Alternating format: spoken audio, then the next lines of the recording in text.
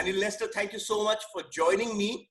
How have the last couple of months been for you? Has it been as it is over here in India with lots of restrictions? Yeah, it's been a little bit slow for sure, but I don't think as much of a lockdown as where you are. We have a few cases. It hasn't been as bad here, but obviously they want us practicing safety and social distancing. But we are able to go out and about, and the parks are slowly starting to open up. So hopefully we keep moving in that direction. How have you managed to while away your time? Have you picked up a new hobby or just spent time at home with family? Yeah, well, I'm trying to stay in shape, so I've been running around our neighborhood a little bit. That's a little bit new. I got used to going to the gym and playing at the club where I belong. So it's been more about running and just kind of improvising. We hit a little bit on the street every now and again, or we got a dog, so that keeps us busy. But generally, it's we have some friends in the neighborhood, so we're able to hang out a little bit, and the kids have some friends, so they're playing with them. And but it's definitely been a different lifestyle for sure. Okay, you yourself retired just a couple of years ago, but it's been 28 years, 91 titles, pretty much. Jet setting all around the world. Is that something you miss right now, or at this point in time you're very happy sitting back at home with friends and family? Yeah, well, during a time like this, obviously, you're happy that you're in your home and with loved ones. But honestly, I didn't really enjoy the jet setting part of the sport. I love competing. Obviously, I grew more appreciative of the opportunities to see the world, which I was very thankful for, and I have some great memories. But the actual getting on a plane, going to the airport, leaving family, all that stuff, I don't miss, really at all. I was never a good flyer. I was kind of scared when I was on airplanes, and so I definitely am grateful to be at home. And I became very accustomed to the new lifestyle. So even what's going on now, it's not that uncomfortable for me to be at home. I know different people have different personalities, and being a homebody is not a huge adjustment for me. So it's been okay. My kids are obviously it's a change for them having me around all the time. But I think as far as this scenario, they're not the unhappiest children in the world not having to go to school. So I think for the kids and pets for sure are not suffering for sure in these times. They're the happy ones. There's a reason I actually asked that question, because you mentioned how much the flying was part of being a competitive tennis player. But right now, all of that is shut. The global tennis calendar has been completely decimated by this pandemic. The sport's taken a massive hit as well. And as things stand, perhaps till at least August, everyone's grounded. And for a sport like tennis, where, as you said, week in, week on, week out, you're flying, that's a huge setback. Yeah, for sure. And it's going to be tough, with it being such an international sport and having all these different restrictions in different countries. Everyone has their own way of handling this, and it's going to be difficult to imagine tennis starting up soon, considering anyone from abroad coming to a new country, with all the quarantine protocols. It'll be tough. I don't know how they're gonna manage. I see other sports are trying to create, at least around here, they're trying to create like a hub city for this, like in the NBA or NHL. They're having, if there's 32 teams in the league, maybe having 8 teams in one city, and then 3 other cities like that. And I don't think tennis obviously can do that. So it's going to be definitely challenging. But I kind of have heard through the grapevine that the U.S. Open is still trying to have an event, and whether that's in New York or Orlando, where they have their national center. They're still trying to do it, and that would be great for tennis. But obviously, there's other factors involved right now. Exactly, and in fact, the tennis center in New York is still a makeshift hospital. But Daniel, of late we've seen these attempts being made around the world to have these exhibition sort of events to see how tennis sort of adapts. There's a big one planned in Canada as well with Bianca Andreescu and others as well. What do you make of the way these tournaments have been? Because probably that's what we're going to see in case tennis returns. No fans, very limited people on the court, perhaps very limited ball boys or ball girls, as well as a former tennis professional and as someone who has been invested in the sport. The spectacle of tennis perhaps is going to take a hit. Yeah, I mean, from an athlete's perspective, it's definitely going to be weird, playing in front of an empty stadium and practicing social distancing in the locker room and just even at the venue. I mean, that can't be easy considering, how many players will be involved and how many staff are usually involved in making a tournament successful. Obviously, you need less staff if there are no fans in the crowd, but as I said, it's going to be strange. I can't even imagine. I'm not going to be on tour, but from a TV standpoint or spectator standpoint, who's watching on TV, I don't think it'll change that much. They're going to be watching because they love the sport, and you're not really fixated on the fans when you're watching a match. Obviously, you'll miss the atmosphere, but I think that'll be the same in every sport.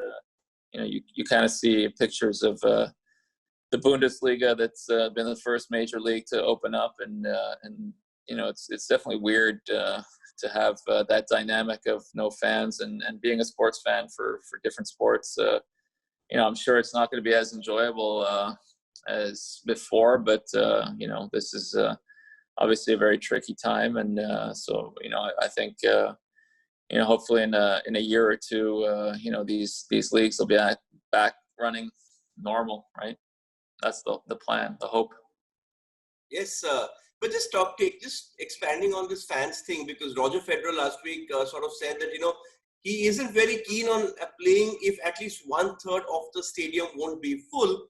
Now, tennis players view, even here in India, we had Leander, Mahesh, everyone sort of feeds off the crowd, they feed off the atmosphere.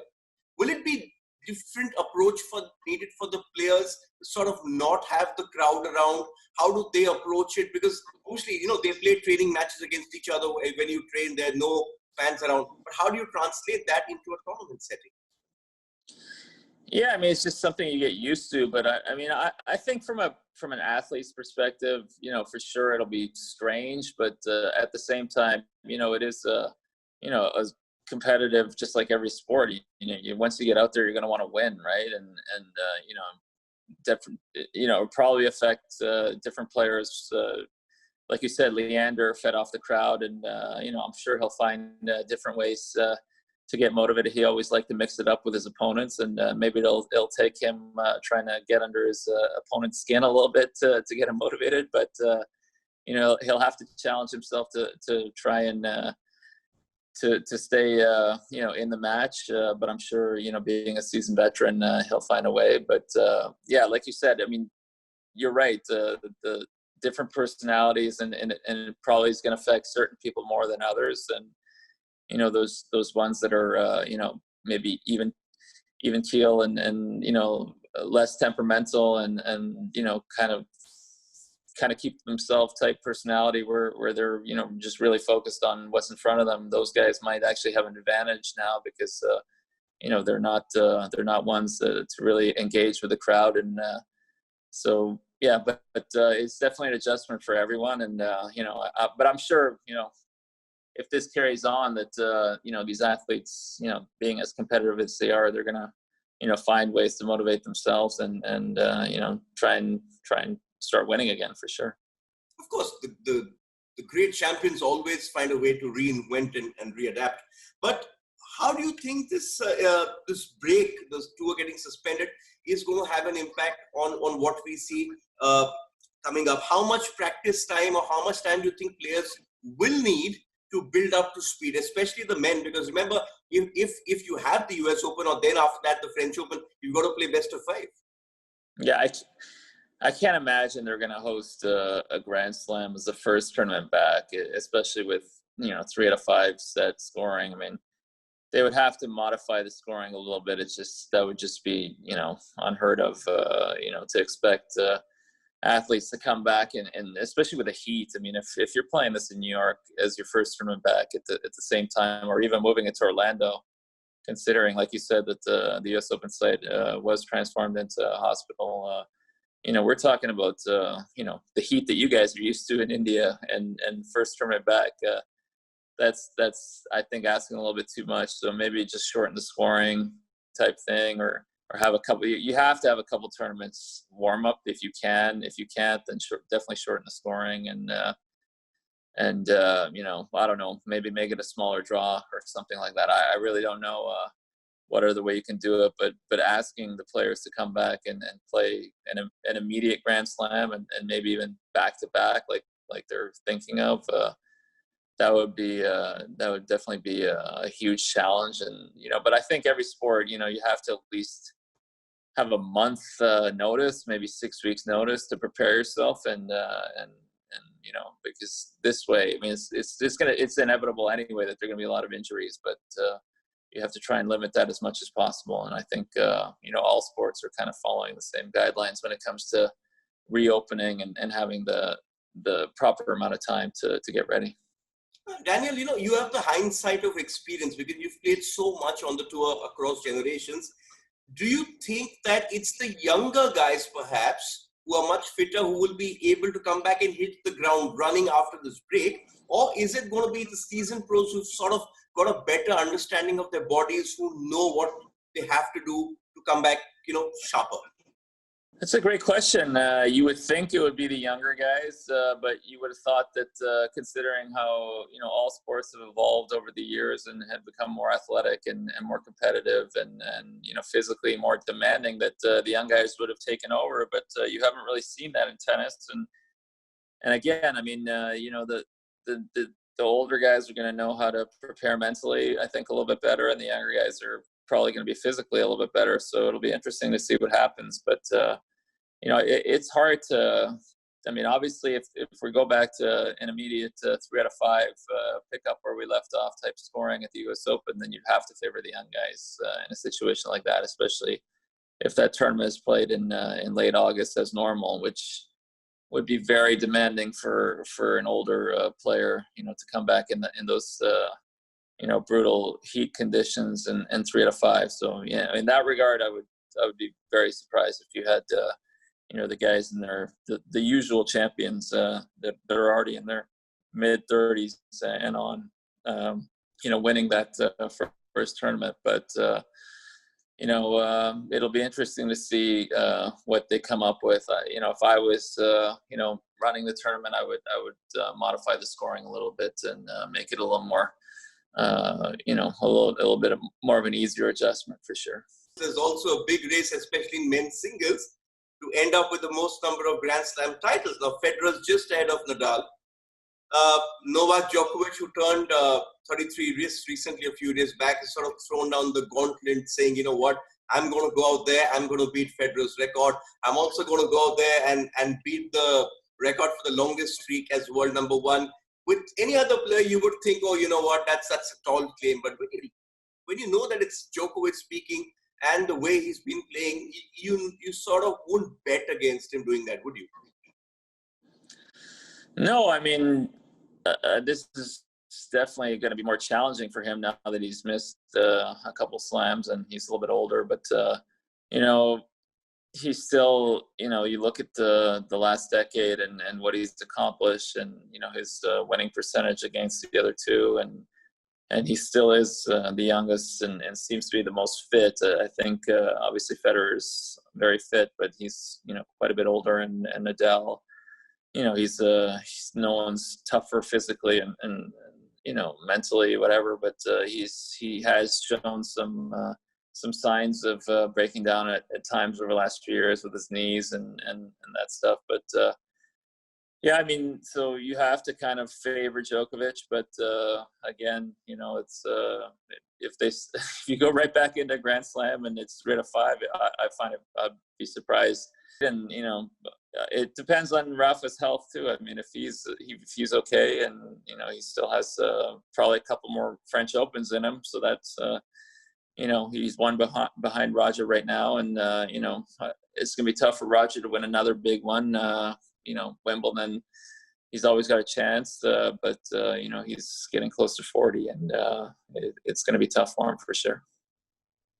Okay, we briefly touched upon the US Open and whether it would go on and in what shape. But another reason perhaps why sentimental fans of tennis would want the US Open to go ahead is because of it being perhaps the farewell for one of the doubles teams who you've had a lot of battles against, the Bryans. It's sort of their final hurrah. And considering the career they've sort of had, a home slam farewell would be nice, wouldn't it? It would be, yeah, for sure. It would be ideal. I mean, but if this carries on, I wouldn't be surprised if they, try and do it again next year and finish. It would make sense for them for sure to finish at that tournament. And it'd be tough if all of a sudden we came back with that tournament and that's it for them. But I don't know. I mean, that's interesting. I haven't really talked to them about it, but it would definitely be fitting for guys that have been as dominant as they have, the face of doubles, and I don't know have they won 6 U.S. Opens, something along those lines, and I'm not sure if they have another one in them, but it'd be nice, definitely for them to finish in New York and have a big celebration for an absolutely amazing career. Just to touch upon that, what was your relationship, perhaps, say, with the Bryans or the other teams out there, all these great players that you had battles with over the course of your career? Was it like, extremely competitive, that just a hi and hello, or like we usually hear in doubles, everyone's mates in the locker room? Yeah, I mean, it's ups and downs for sure. I think, when you're younger, you're a little bit more volatile and things tend to bother you a little bit more. But as you get older, you definitely have a more of an appreciation for everything, whether it's, travel, seeing beautiful cities, seeing your counterparts on even playing against them, that kind of stuff, eases a little bit as far as all the tension and all that. And you definitely have gained a lot of respect for all your opponents over the years. So it's everyone's pretty respectful. I mean, there's always moments of crossing the line or where you get a little more agitated than others. But for the most part, it's been pretty good. And I've had a lot of great battles with the Bryans. Played them actually 59 times, which is pretty crazy to think about. They're up 30-29, so they're always going to have that lead over me. But Leander too, have so many good memories playing against him, and he's such a great champion. And I'm not sure how much longer he's going to play, but he's been so amazing for the sport. And it's too bad him and Mahesh didn't play a little bit longer because they were such a great team. And Mahesh has kind of been out for a while, so it'd be great for to see these guys have one more crack at a big tournament for sure. Yeah, and in fact, Leander and Mahesh put India on the tennis map after a long time. You had in singles, you had Vijay Amritraj back in the 70s and the 80s. But just talking about Leander, since you brought him up, you've played a lot with the Indian players. You've played with Leander, you've played with Rohan Bopanna. You almost at one point came close to playing with Mahesh as well. Now Leander, for him also, this was supposed to be his last season. He was calling it one last roar. Currently, that's suspended. We still don't know if he's going to carry on and perhaps stretch up till the Tokyo Olympics next year, which is what he wants to play. But were you surprised at his longevity, the fact that he even managed to, play a bit more than you?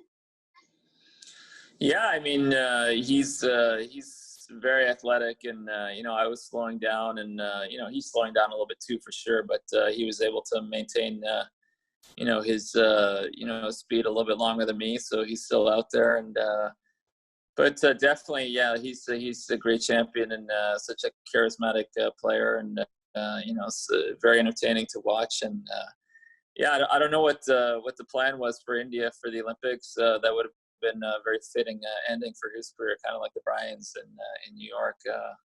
But I definitely enjoyed playing alongside him too. We didn't play for too long, but we were one of those teams that probably should have played together earlier in our careers than later in our careers. And same thing with Rohan. I enjoyed playing with him. I kind of regret not playing with him more. He's so dynamic, and he's a real shot maker. And Mahesh and I, unfortunately, we played a little bit, but we played the same side. We both specialized on the left side, so that didn't really make sense. But obviously he was a great champion too. And India, definitely up and coming. They have a lot of good young players, and it's a good time for Indian tennis. Okay, Daniel, I like always to end my interviews on a rather optimistic note. A couple of days back, I saw this group chat featuring these Canadian tennis players. There was Vasek Pospisil, there was Shapovalov, there was Milos Raonic, there was Felix Auger-Aliassime, there was even the women, there was Andreescu, there was Gabby Dabrowski.